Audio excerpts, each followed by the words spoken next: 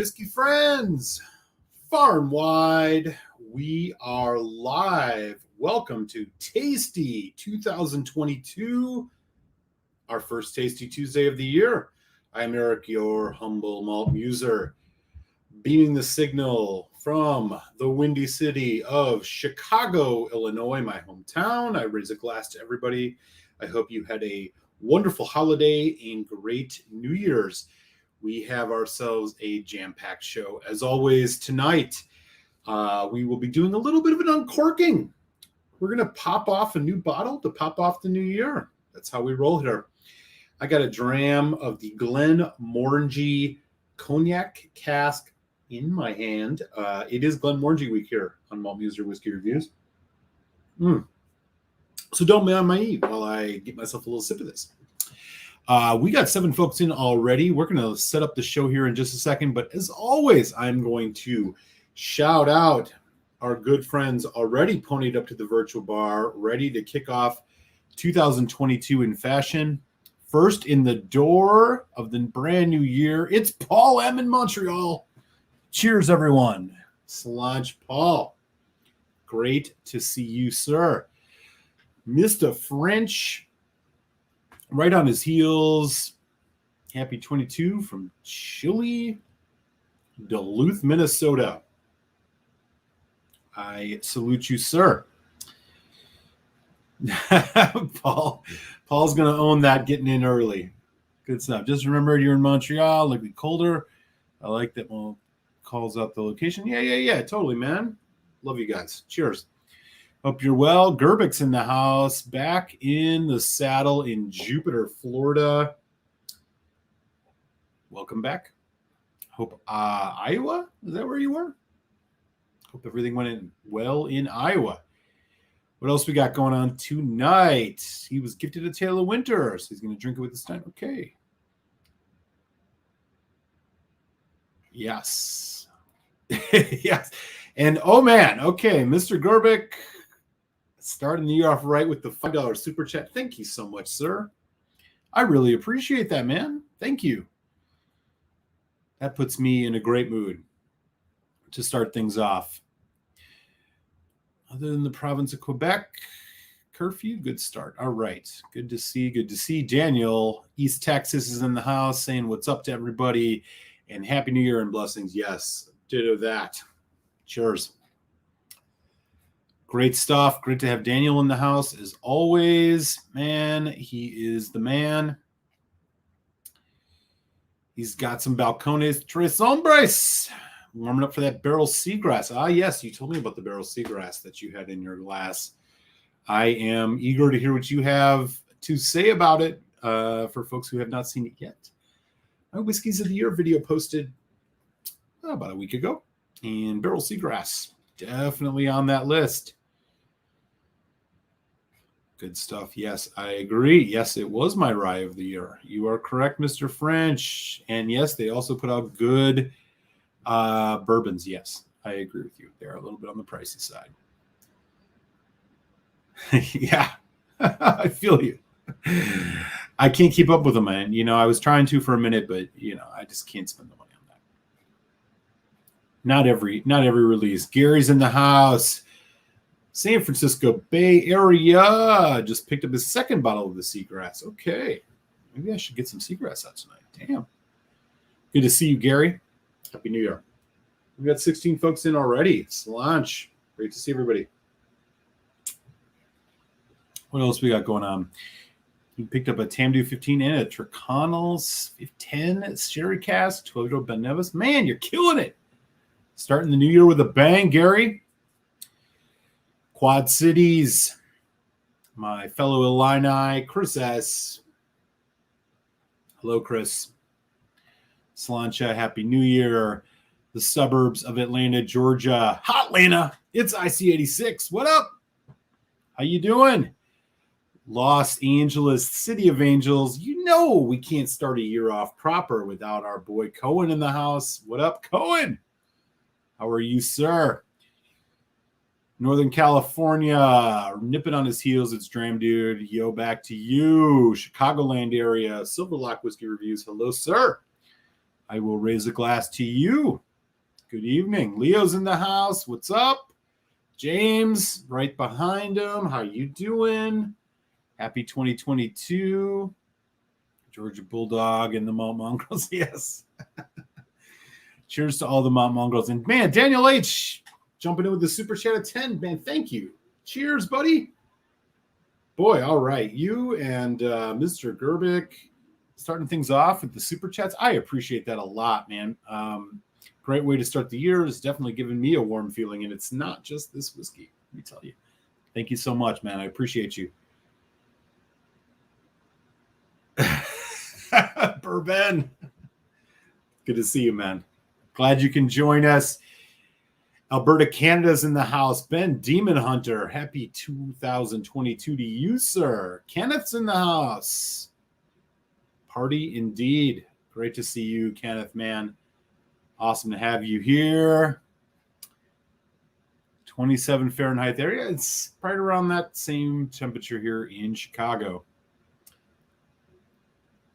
All right, man. Folks are jumping in. Top whiskey this year. They're basically the top rye and bourbon of the year. FAE Maker's Mark. Okay. Good to see ya. Windy City indeed. Yeah. All right, y'all. So we got 16 folks in already. This is great. Awesome to see everybody. Happy 2022. I hope everybody's year is off to a nice start. I'm going to start things off with a uncorking, because if we're going to start a new year, we got to do things proper. And I got something real special. This was gifted to me over the Christmas holiday.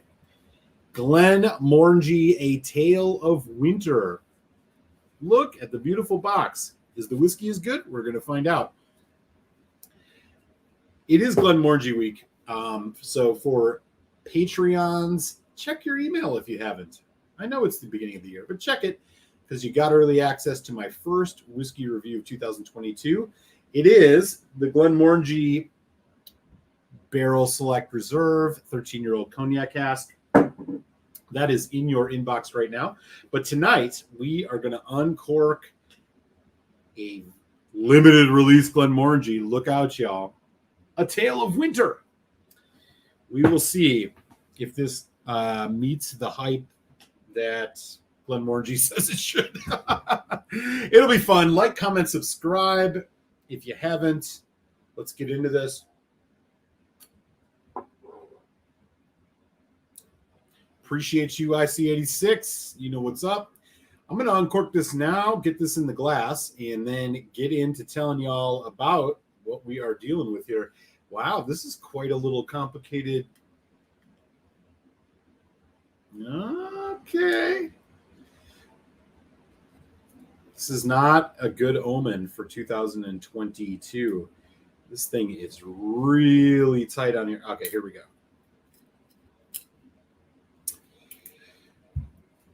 Let's just take a second. It's a beautiful presentation, isn't it?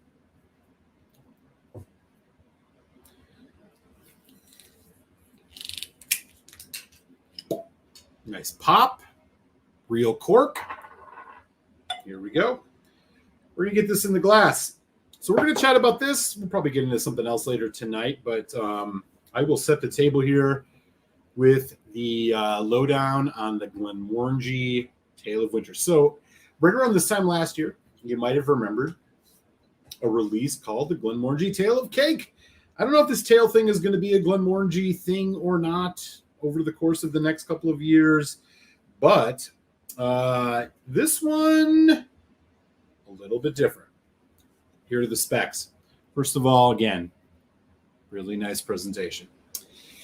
A Tale of Winter, we are looking at a Highland single malt. It is 46%, a little higher than normal for Glenmorangie. It is a marsala wine finish.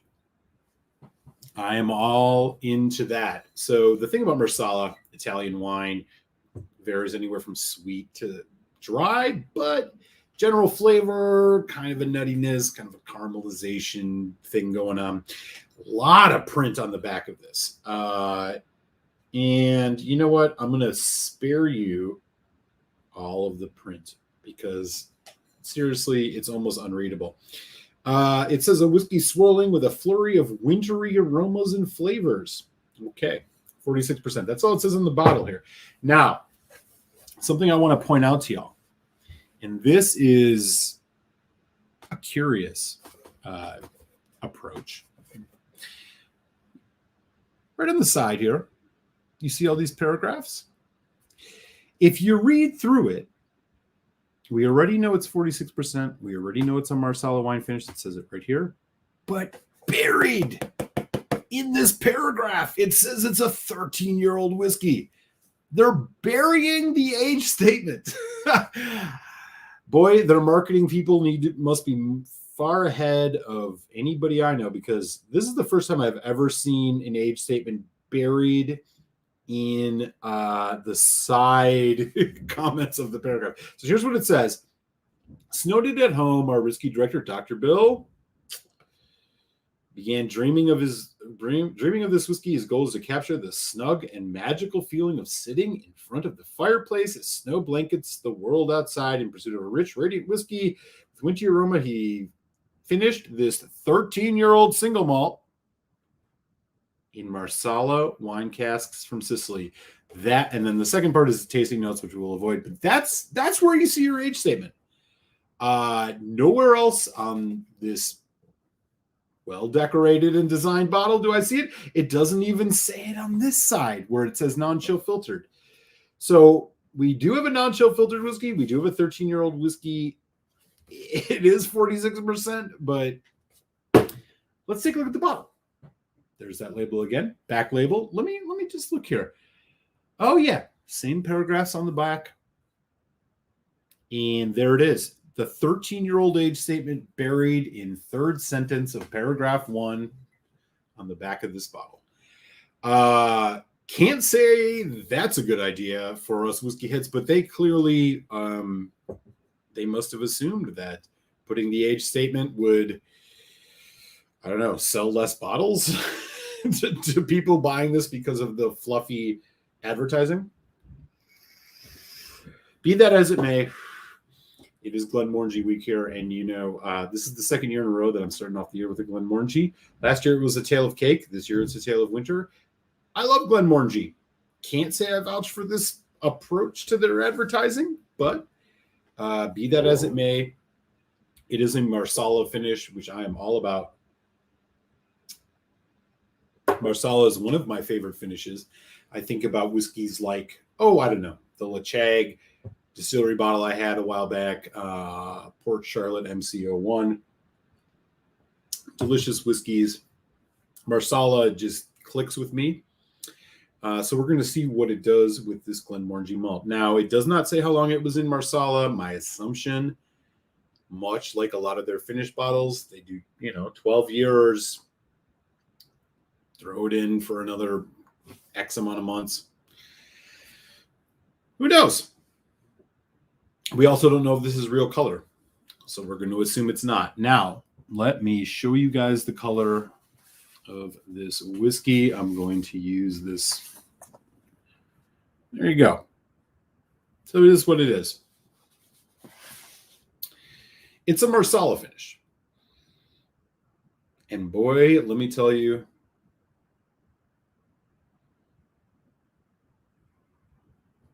smells good. So here's what we got going on here right away on the nose. We have a nice spiciness. In fact, more spicy than you would ever expect out of a Glenmorangie. But it's there. You have the traditional kind of orange, honey, kind of barley forward notes. They're there.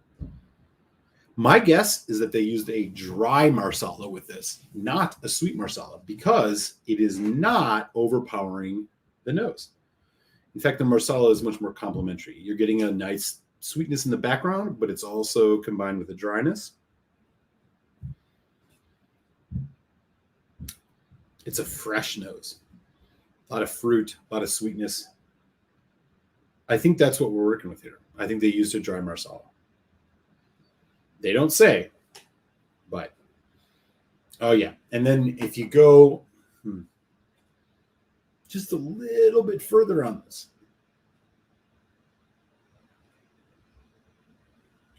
barrel oak. It's bringing some spice. It's bringing a bit of nuttiness, dare I say? Like a almond kind of thing. All in all, it's a rich nose. It's a fruity nose.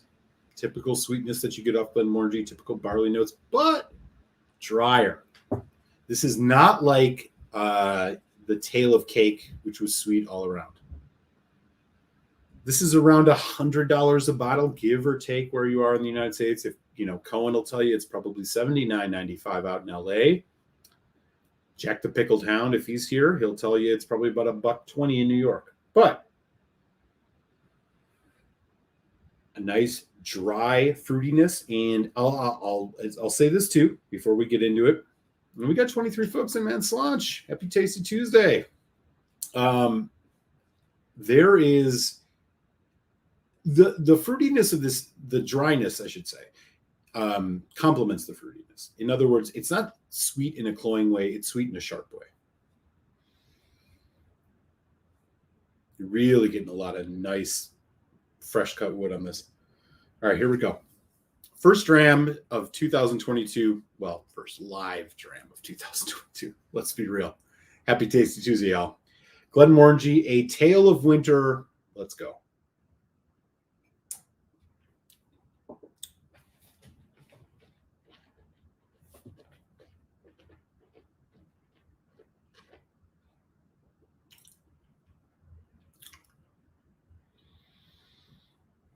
Okay.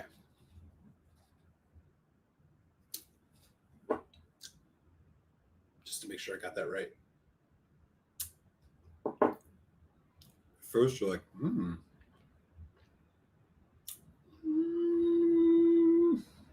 There it is. Okay. On the palate, the first thing you notice is, wow, that does not meet the nose. The nose, like I said, rich, dry, but dense. Very light on the palate. And then, as it kind of, you're like, I don't know where this is going to go. You get a nice surge of a nuttiness, almost like a quasi brandy cask flavor. Ripe fruit, like fermented ripe fruit. Oak cask, yes. Sweetness off of the fruit. Sweet bourbon notes, yes, yes.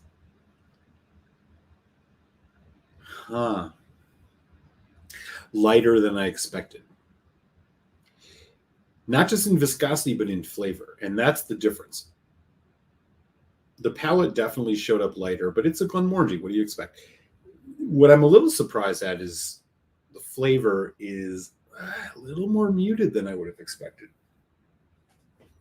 Let's do another sip here, Dean. Let me know in the chat. Anybody had a Tale of Winter?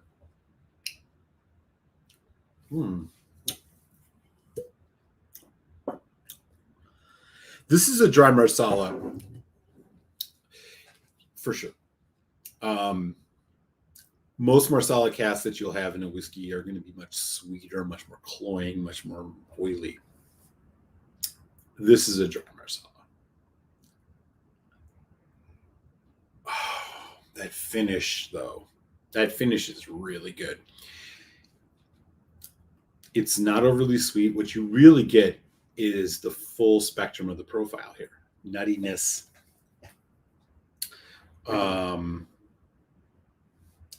There's a nice kind of, apricot, a little bit of almond creaminess. But you have a nice dry, the dryness is balanced. It's not tannic. It's not overpowering.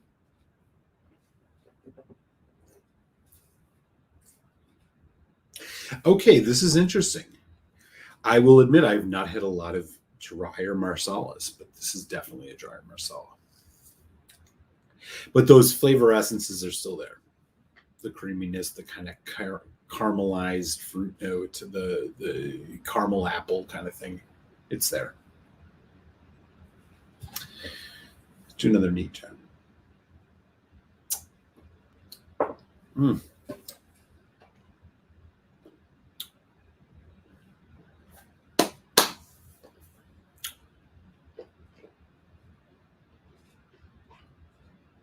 Gotta chew this one. The thing that's most impressive is, and this is the third sip, and I'll tell you, the flavors are not explosive, but it does have a nice oiliness. And I'll tell you, man, wow. The explosion on the back of the development with like rich toffee fruit, apple cinnamon crisp, caramel, brown sugar, definitely. And it goes into a nice finish. And the finish is dry, but it's juicy dry. It's not like tannic where it just kind of dries you out completely and takes over the entire flavor profile. It's very juicy. There's a lot of notes popping off of this. This is good.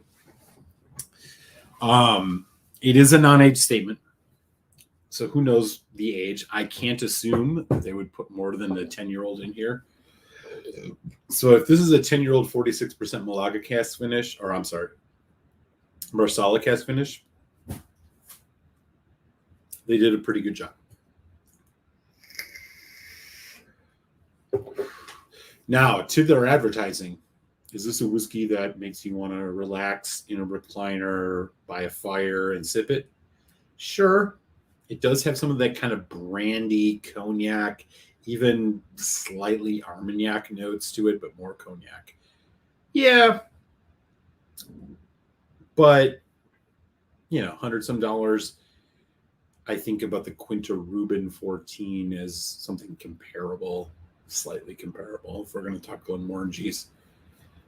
Not bad. There's a nice little freshness on the end of it, too. Here's that bottle again. And again, the color looks great, but let's not kid ourselves. Glenmorangie is very opaque when it comes to whether they put color in their whiskey. So we can go ahead and assume that they've thrown some color in here.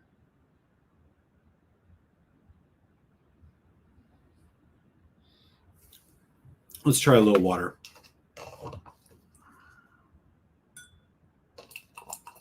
Again, 46%, right? Can't complain.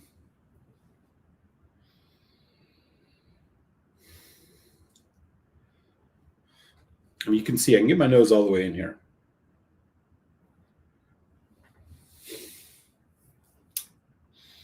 Nothing really changing, maybe getting a little bit more citrus, a little more acidity.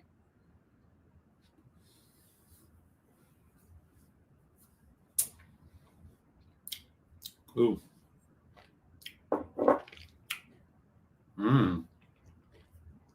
Sweeter, prolonged development. The dryness hits, but again, like I said, this is a juicy dryness, if that makes any sense. Okay. You again, and this is going to be the common complaint. This was one of the numerous complaints I had about the table of cake. You just want to see a little more age on this. Yeah, I'm getting some nice dark chocolate notes now, which I didn't get with water. I think this is better with water. It lacks a little bit of the oiliness you would want. Now, I know it's a Glenmorangie, but the Malaga cask, Barrel Select Reserve, is an example of one that I think kind of the oiliness carries through.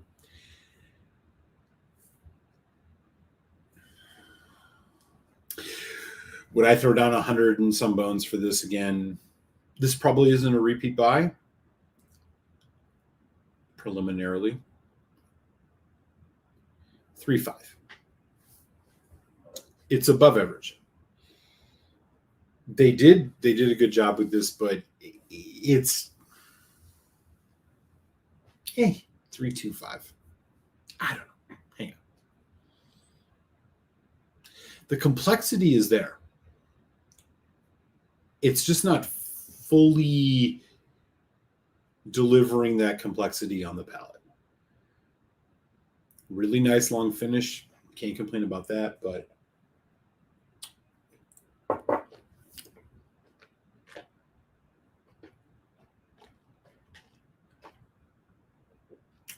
there's almost like a nice carbonic note, like a acidity to it.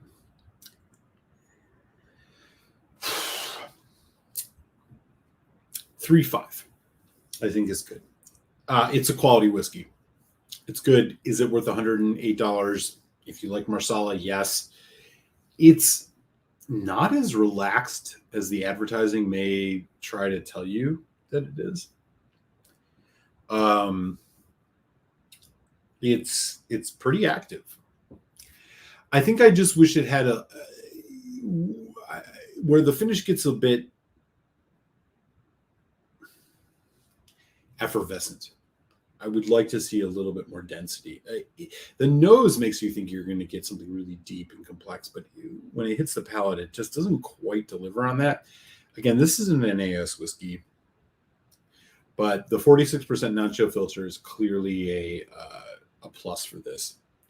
I'll go 3.5. If you like marsala cask, grab it. It's a nice dram. It's not a world beater. It is better than the Tale of Cake, I think. I think there's more going on here. But, you know, I would love to see a 15-year-old age statement on this, because I feel like a couple more years in the cask would really do this justice. I'm going to enjoy this dram. I'll go 3.5. God, that roasted nut notes there. Let me catch up on the chat. We got 22 folks in. What up, y'all? Let me try and catch up. Where the hell are we? Whiskey Nose is in the house. What up, Whiskey Nose? How are you? Salt Army 1776. How you doing, sir? Or ma'am? I'm not sure we've met before. Great to see you.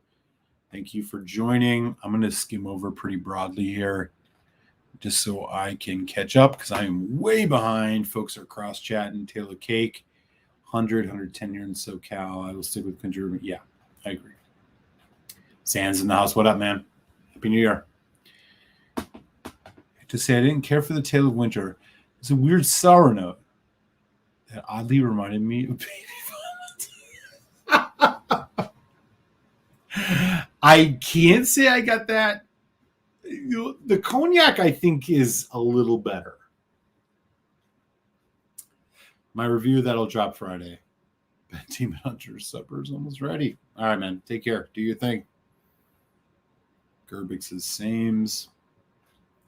Pickled Hound. Come on, sell. This live stream brought to you by Glenmorangie, which reminds you, always have a designated driver. Yeah, I'm it's an above average whiskey for sure.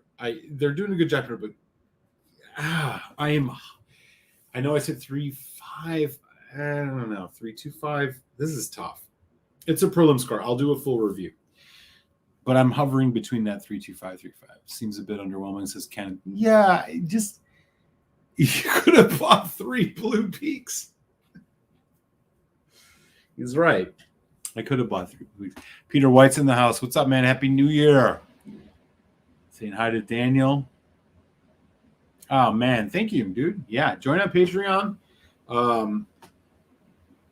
It's going to be a fun year with that. You know, in addition to getting early releases of all of my reviews and being in the automatically entered in raffles for samples, which I'll do a couple times a year.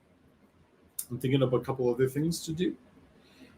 We might do a couple Patreon-only live streams. I might do some sample tastings only exclusive for Patreon. So, yeah, worth joining. Jupiter. What's up, Juniper? How are you? It's good to see you. Atmal Muser. think we need to move this to 8 p.m. See, too many people having to come and go. Okay. Anybody second that? I don't know. That is true. That is true. Oh, man. Juniper Lane, you are amazing. Thank you so very much for the super chat. Third super chat of the night. I will shout out Juniper Lane, Mr. Gerbic, and Daniel H. for the super chats. Yes, we are barreling towards a Redbreast 27. I will be figuring that out. Thank you so very much. I appreciate it. I hope your New Year's been well, and looking forward to hanging out over the course of the next year. Appreciate you joining us from Texas. Sludge. Cheers to Juniper. Look, shooting her out. All right. Oh, yeah, it is. I mean, I look, Redbreast 21 and Redbreast 12 Cask Strength are some of the best whiskeys I've ever had. I would put them toe-to-toe with a lot of single malt scotches that I've ever tasted. This 27 is supposed to be next level. It's like $550, $600, so I got to do myself, I got to make the investment. So sooner than later. Yes. Cheers, Juniper Lane. Appreciate you. Emily Chambers, what's up? How are you? Happy Tasty Tuesday. Hope your New Year is going well. Thank you so much for joining. Good to see you.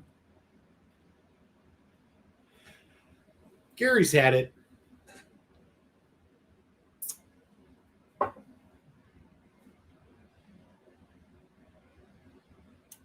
That is good to know.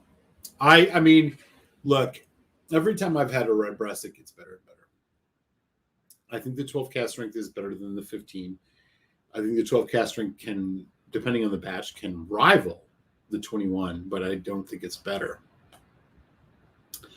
The 27, we're going to find out. Should be fun. Yes, good to see Emily in the house. Happy New Year to you. Yeah, so I'm sitting here on this Glenmorangie. I just poured a second little dram of it. I like it. I do enjoy it. It's just not a winner. It's not next level. It's above average for a Glenmorangie. I'll say that. If you like marsala, this is a great intro to marsala. It's just too bad it's so expensive. I'm hovering again, 3.2535. Again, 3 is average for me.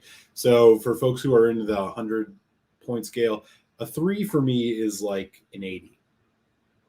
So what we're talking about here is like between an 83 and an 87. And that includes price point. Yeah. Ammo Muser.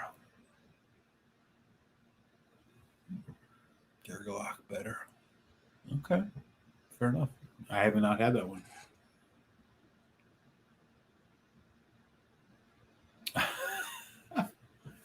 Should we do some seagrass?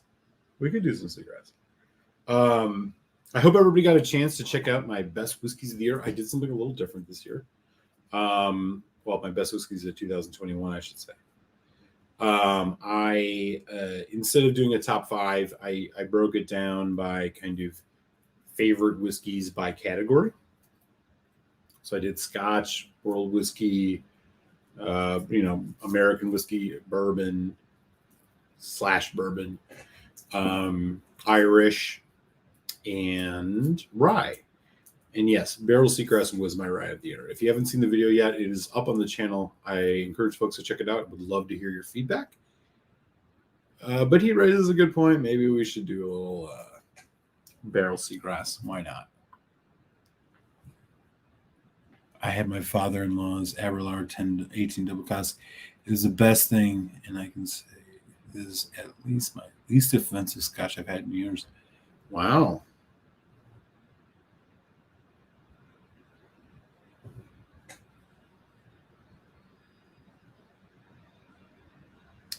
The hell is this? Sorry, Kenneth. I have not had the Aerolor 18. In fact, I had the Aerolor 16 many years ago, and it was very disappointing. The 18 has always been one of those, like, I'm not sure, but I'm glad to hear it. Do you remember what the ABV on that was? Because I recall it being 40%, and that's no good. Again, like a rule of thumb, and maybe I should just mention this. So for like folks getting into whiskey, if you're new to the channel or you're new to whiskey, there are a couple things to look out for. But if you're just starting, the most important thing is ABV. If you see two whiskeys, let's say you have two bourbons, one is Basil Hayden's, it's $30 and it's 40% alcohol by volume. The other is Elijah Craig Small Batch, and it's 47 or 43%. More alcohol means more flavor, and that's just chemistry. Okay. So if you're looking for bang for your buck, higher alcohol means better flavor most of the time. You will eventually learn the difference between the flavor profiles of certain distilleries, et cetera, et cetera. But by and large, you're going to want to spend the same money or even a little extra on something that's closer to cask strength or higher alcohol. 40% is the legal minimum. Okay. So you see distiller, or you see releases from, Basil Hayden's, for example. I'm going to pick on them for a second. They're all 40%. And this is only for whiskey. This is not the same thing for rum or others. So we can talk about that separately. But if you see that and you're thinking, oh, look at this presentation, all this, look at the ABV of every whiskey you buy.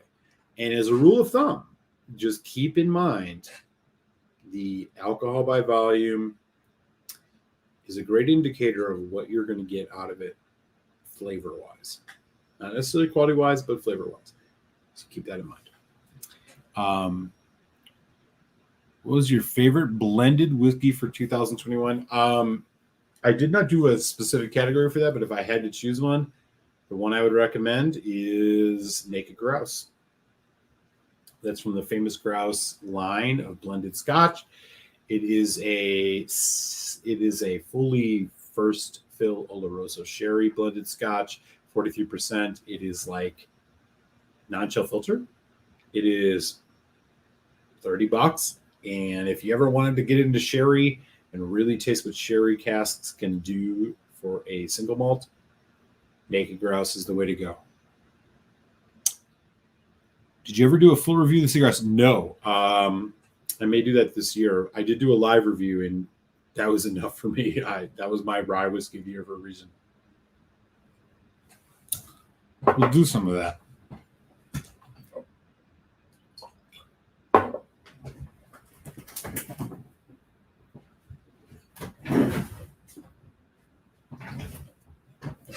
As you can see, I haven't been shy when it comes to the Seagrass. 40 or 42? I'm not sure what you mean by that, Kenneth. Can you say more? I'm not sure what you're talking about there. Looks like it. Yeah, well, Basil Hayden's worse than Wild Turkey. Basil Hayden's is all presentation, no substance. I know I've not had the 10-year-old, etc., or the dark rye, but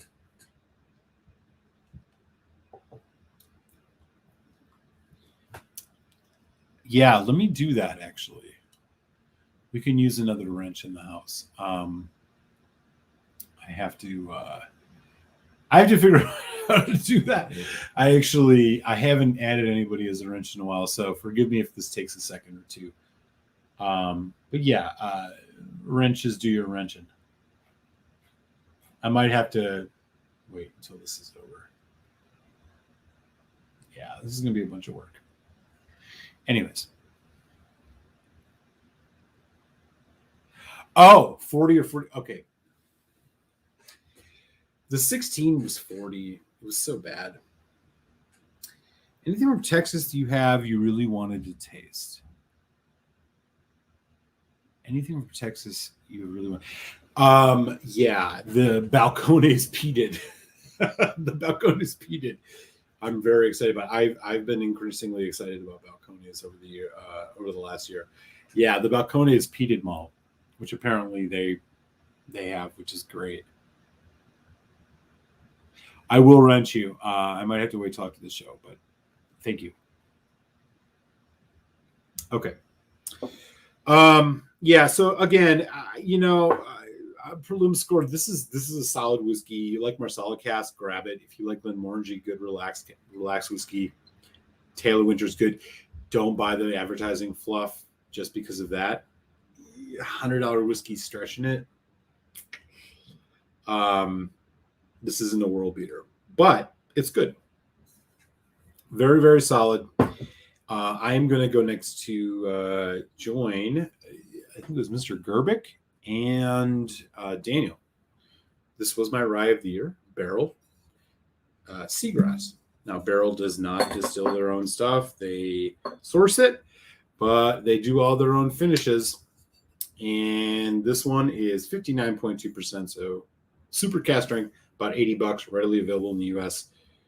It's a rye whiskey finished in Martinique rum. That's sugarcane rum, Madeira casks, sherry, and apricot brandy. How crazy is that? It all works. There it is. That's what I've heard, man. That's what I've heard. Good to see you, Leo. Happy Tasty Tuesday and happy 2022. I have heard that, and I can't get a bottle of it here in Chicago. So as Juniper Lane was just mentioning, yeah, I mean, talk about Texas whiskeys, peated Balcones. I've been so impressed. So the Illinois barrel release of Balcones single malt was it a virgin oak or a French oak? It was so damn good. I was really impressed. Which, of course, again, I've been bullish on Balcones. I liked the brimstone. That baby blue is fine. The rye is good.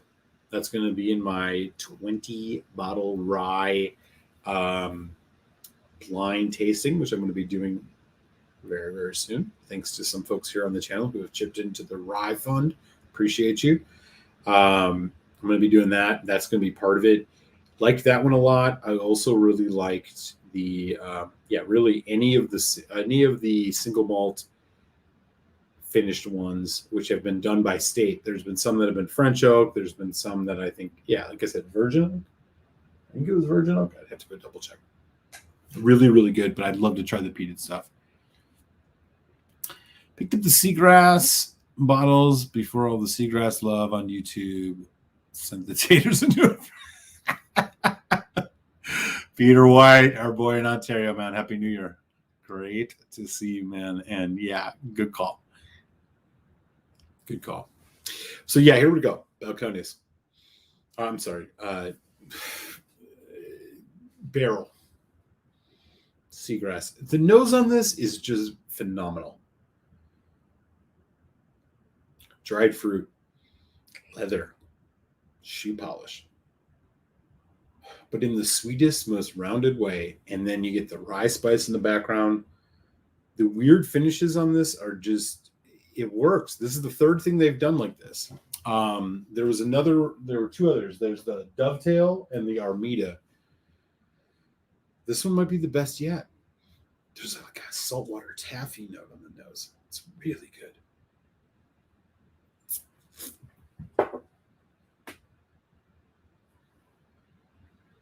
Yes, 100%.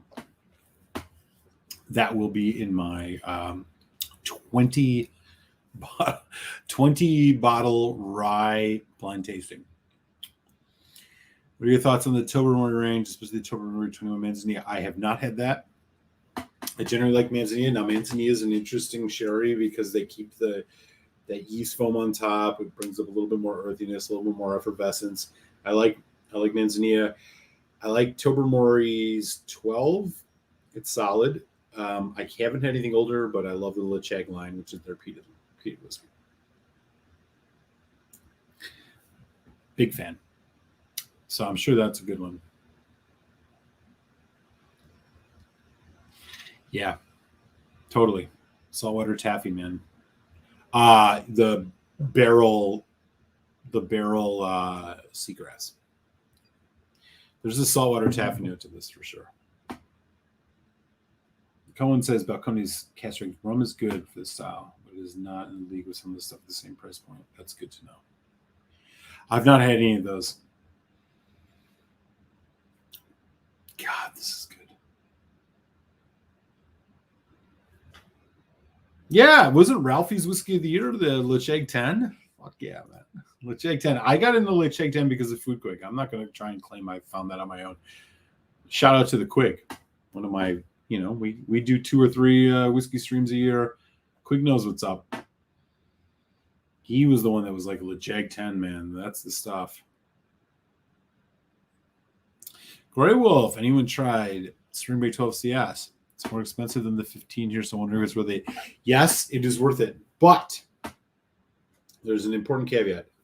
I think it's almost universally better than the 15, but here's the deal. They do not put batch numbers on it, and they do not tell you the maturations. And the maturations change from dram to dram. They release it once, maybe twice, I think twice a year. They used to do 3 times, now twice a year. Here's what you got to do. If you see a Springbank 12 on the shelf, look at the ABV. Google it and look for what folks had to say about the ABV, so that will tell you what the maturation is. Unfortunately, Springbank is not very open about that, which is annoying. But I want to give you a very clear example. Last year, they did one that was the first time ever. It was bourbon cask, sherry cask, and then they did Burgundy cask. You wouldn't have known it if you didn't Google it. Then the most recent batch has been all bourbon cask. Again, you wouldn't know it because they don't say it on the label. Most of the time, it is a sherry bourbon cask fluctuation. So what I would encourage you to do, look, at the end of the day, there's 2 things you know. Number one, no Springbank 12 cask strength is not worth it. They're all fucking delicious and probably the best Springbank you can get at a decent price. But the second thing is that you should Google it by ABV, because the ABV is the best way to determine the indicator of the batch, and then that will tell you what it's matured in. But again, that's something you should do after you buy the bottle, because they're all freaking great. And at that price, yeah. If it's less than $130, I would buy it at this point. They're all good. The 15 is great. I would never hate on the 15, but the 15, the 12 cask strength is magic.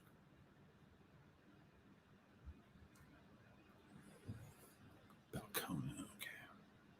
Good to see. All right, folks talking back and forth. I would add that if you see Springbank 12 on the shelf, grab it. You can't go wrong. Yeah, I agree. I mean, generally you can't go wrong. I totally agree. I don't think I've had one that I was disappointed in. I would just say, if you really want to know what it's matured in, unfortunately, you got to do some internet searching. At Grey Wolf, I have both. As much as I like the 15, I'd buy the 12. Yeah, that makes sense. Again, back to the barrel Armida, the barrel Seagrass just for a second. And again, I can't underscore how much fun this whiskey is.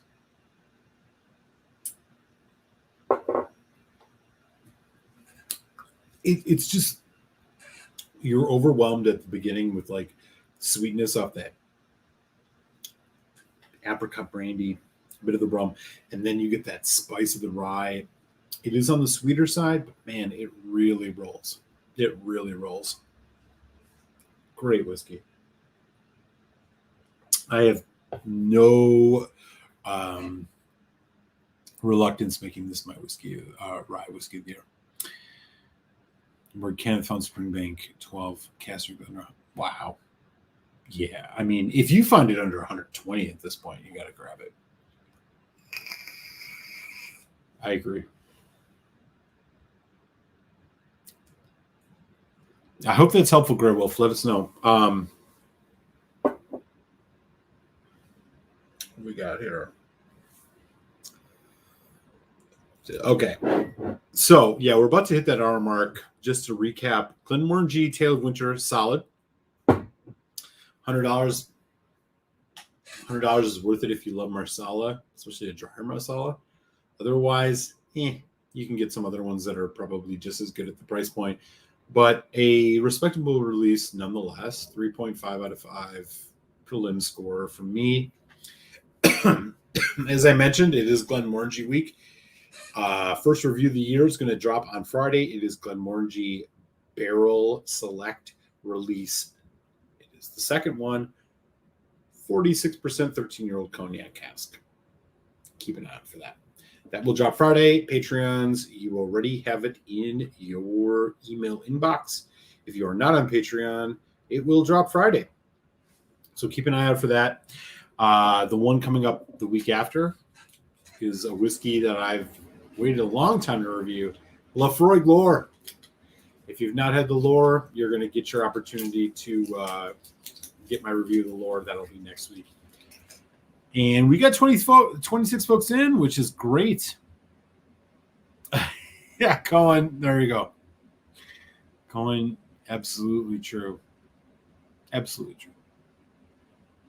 Okay. Give me just one moment. I need to step away for a second, but I will return and we will continue Tasty Tuesday. Right back.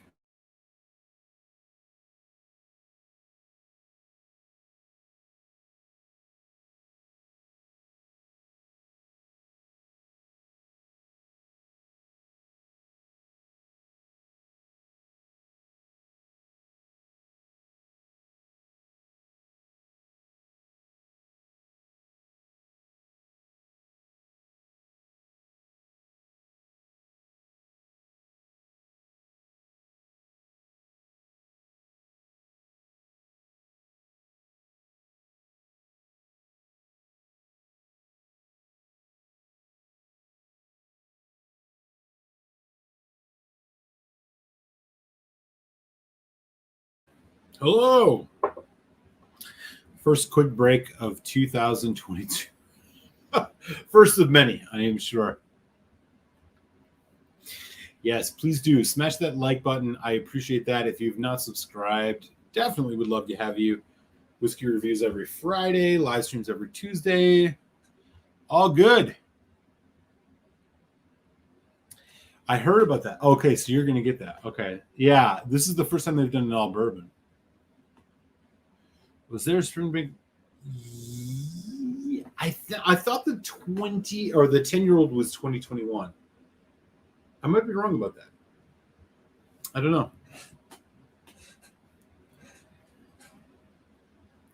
Unsure, but I assume that they will do a local barley release. And some of those have been really well. The only one I've ever had is the 9-year, which I have behind me. I think that's from 2018, if I'm not mistaken.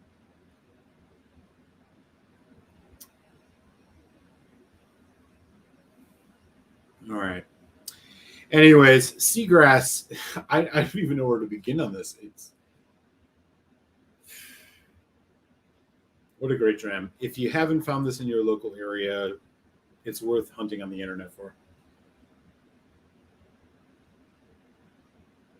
It's not your everyday rye. This is not a rye you want to mix drinks with. But as a sipper, fuck. One of the best. And I would say one of the best ever. It's that good.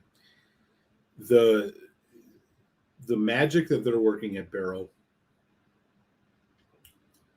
I mean, I'm thinking about other American whiskey companies who are trying to do the different maturation stuff. I mean, particularly Bardstown. Like, you got a lot of work ahead of you. These guys are killing it. And their ability to balance all of these disparate flavors together into a delicious rye that you can sip on. I mean, at almost 60%, I have not put water on this. It's that good. They're not messing around. Probably the best in the industry, in my opinion. Still waiting on the Kilkerran 15 cat. Oh, yeah. That sounds amazing.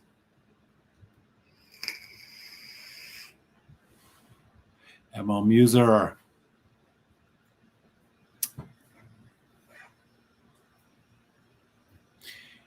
2.5 rye in the last 3 or 4 years for me.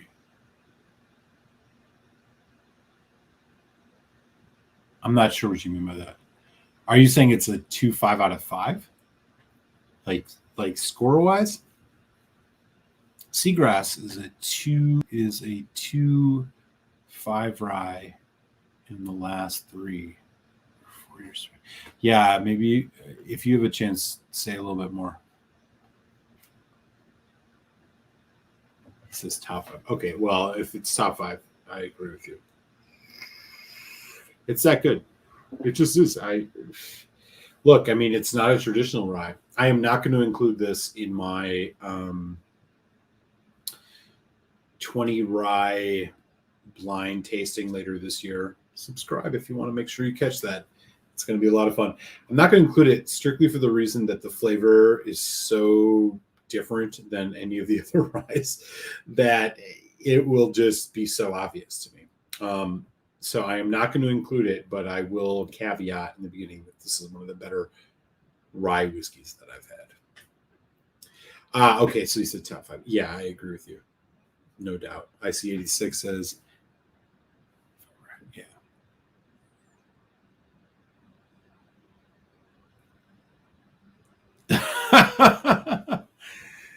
He's still, yeah. Ben Demon Hunter's been hunting that Loch Gorm for a while. You need to. Loch Gorm's the best thing they put out.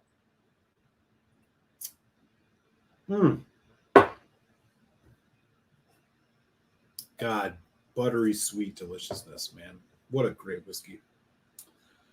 The barrel Seagrass is easily a 4.25 out of 5, no doubt. Okay, I'm going to pour one more thing here. What's it going to be? I don't know. Something peated, something that's got some punch. We're going to bring this year in right. Yeah. Lafroig 10 Cast Strength Batch 13, the 2021 release. Time to revisit this. Now, my review next week will be of Lafroig Lore, which I, for the record, really love. However, the Lafroig 10 Cast Strength consistently, I think, the best value Lafroig for your dollar. Has anybody else had the Batch 13 Lafroig? Let me know what you think. The bourbon deliciousness of this knows no bounds, man. It just explodes out of the glass. It's almost like vanilla bean ice cream. If you've ever bought vanilla bean ice cream, or if you know what, scratch that. If you were ever a kid like me who smelled the vanilla extract when your parent was making cookies for you, that's what you get out here. But then wet deckwood, peat, smoke, salinity. God damn. I'm sorry. Like, I love Lore, but I did a top 5 Lafroig video, God, almost 2 years ago now, and I still stand by it. For your money, Lafroig 10 Cast Strength is the best Lafroig you can get. It's just killer. This one, a bit more on the vanilla bourbon forward, maybe a little bit younger on the barrels, but not quite. Some of them, they vary, but they always vary. These are always consistently 4 out of 5s. Batch 13, this is 57.9% ABV. Padow! About $80 US.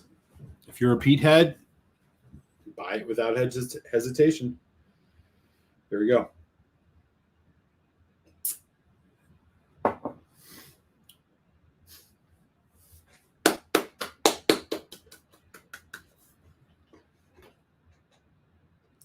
It's so good. So the thing that's interesting about Laphroaig, well, 2 things. Number 1, they peat their barley separate from drying. So they put it under a peat fire, imbue the barley with peat, and then they do a separate drying. A lot of distilleries on Isla, they'll just do it all at once. Second thing, the line arm. So when you think about a still, right, you got these giant stills at these distilleries, and they can either go straight, they can go slightly upward or slightly downward. Laphroaig's go slightly upward.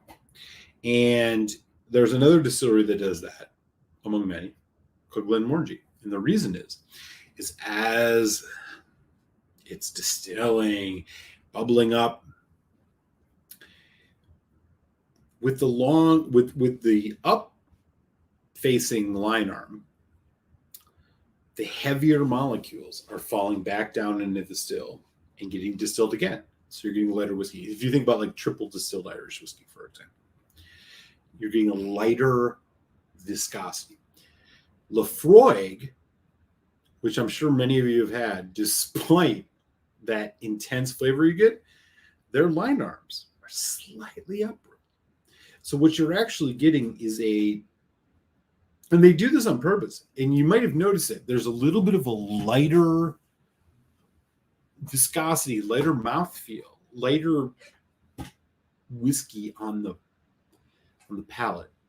I'm not talking about the flavor, but on the palate. And that's because they have that upward tilting line arm. Lagavulin, in contrast, downward sloping line arms. So when that stuff is bubbling up, the heavier stuff has more space and it's going down into the condenser, and you're getting a oilier, richer whiskey, quote unquote. And it's one of the really interesting things about Laphroaig, because I don't know about you, in my experience, when it comes to that just like in your face, intense blast of peat, heavy smoke, like, wow, I'm drinking something very different, Laphroaig takes the cake. But they do it in a way where they have a more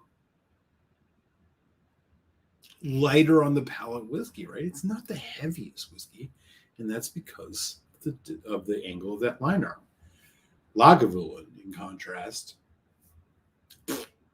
it's going down. So, these are all part of the factors that come into making a whiskey. These are strategic choices made by distillers.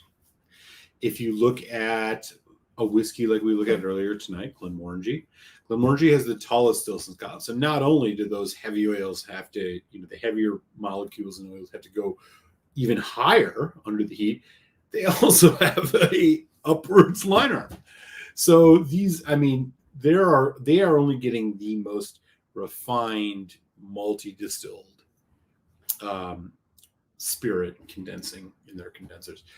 Laphroaig, again, they have a little bit of that inverse, and it's weird, right? Because you can't necessarily tell by the flavor, but what you can tell by is the shape of the pot stills that they use. Whereas Lagavulin is a great contrast. Lagavulin has some of the fattest stills in Scotland, and their line arm is going, it's not like, but it's going on a downward cycle. They want all those fatty oils and some would argue Lagavulin benefits from that. I don't know. What would Laphroaig taste like that? I don't know. Laphroaig is Laphroaig. Lagavulin is Lagavulin. We can appreciate them all in their merits. And I will tell you this 10 cast strength batch 13,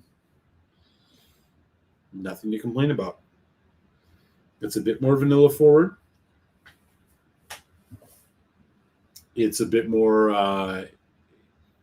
it lacks a little bit of the complexity that I've noticed in some of the similar batches, but again, it is what it is. And this is one of the whiskeys that bucks the trend. I mean, again, with Laphroaig in general, you're going to get a lighter palate because of the angle that those line arms are on. But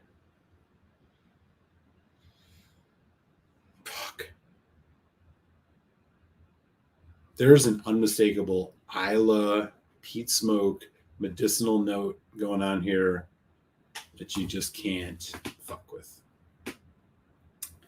And that's what makes it so good. I would argue that this is probably still, to this day, the best single malt Scotch from Laphroaig for your money. And probably the best single malt on Isla for your money.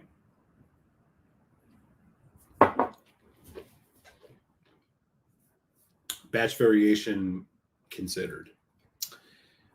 This one is a bit more peat forward. It's a bit more bourbon cask forward.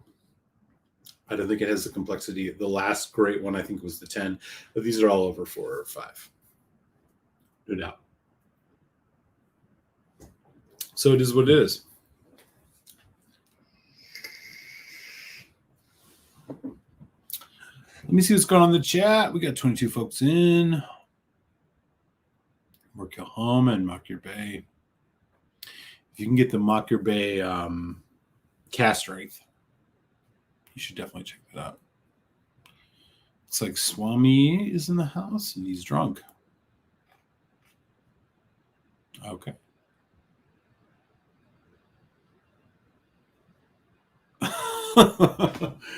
Damn, man.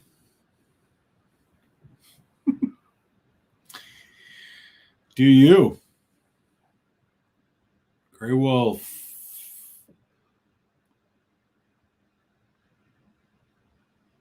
Yeah, I agree with you. I'm totally in agreement. Mom Beezer, would you review Kilholman 13 if it's yes? Sure. Why not?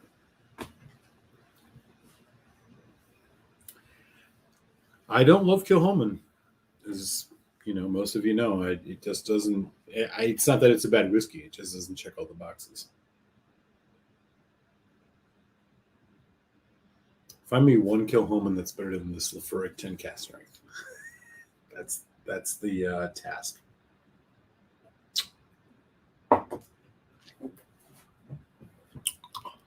Andrew Page is in the house. What up, Jersey? Oh, that's a good pour. Well, you've joined at just the wrong time because I actually am about to sign out. But thank you for joining. And thanks everybody for joining. Keep an eye out for the Glenmorangie Tale of Winter. If it is a whiskey based on my description that interests you, grab it. Being a marsala fan as I am, I'm going to enjoy this. I'll do a full review eventually, but keep a lookout. Glenmorangie Barrel Reserve Cognac Cask 2000. Well, are they considering it the 2021 or the 2020? I don't know.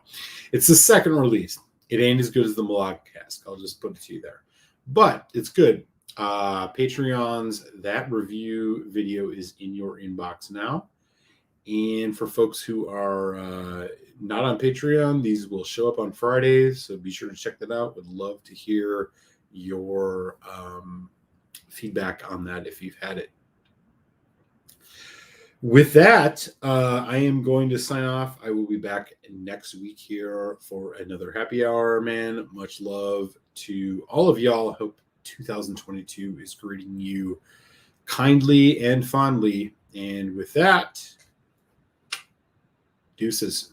Take care. Be well.